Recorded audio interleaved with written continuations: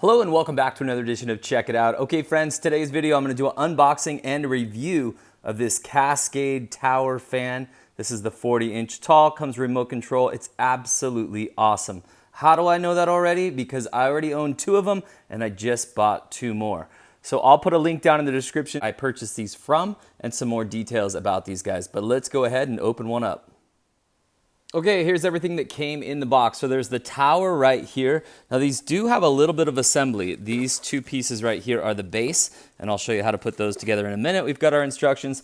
I was also gonna show you some of the features on this fan right here. So it's got 3 modes that you can do, standard, evening, breeze, and a couple different things. The oscillation is obviously really nice, where it basically just kind of goes back and forth. And it also has a timer, which is really nice. So like going to bed at night, you can put it on a timer and then it'll turn itself off, and of course several different speeds, and the remote control is big. One of the things I really like about this fan though is like if you have a corner, like this guy right here is where I want to put this fan, right up in there.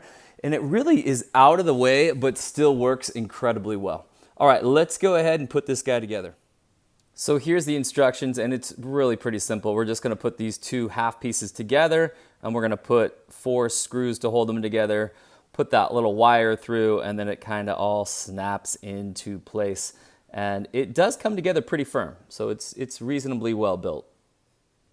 So like I said, these two pieces are basically gonna kind of come together like so.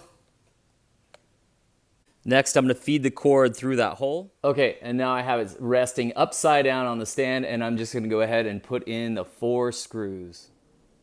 Okay, so I installed the 4 screws, and I also fed the wire through this little notch right here.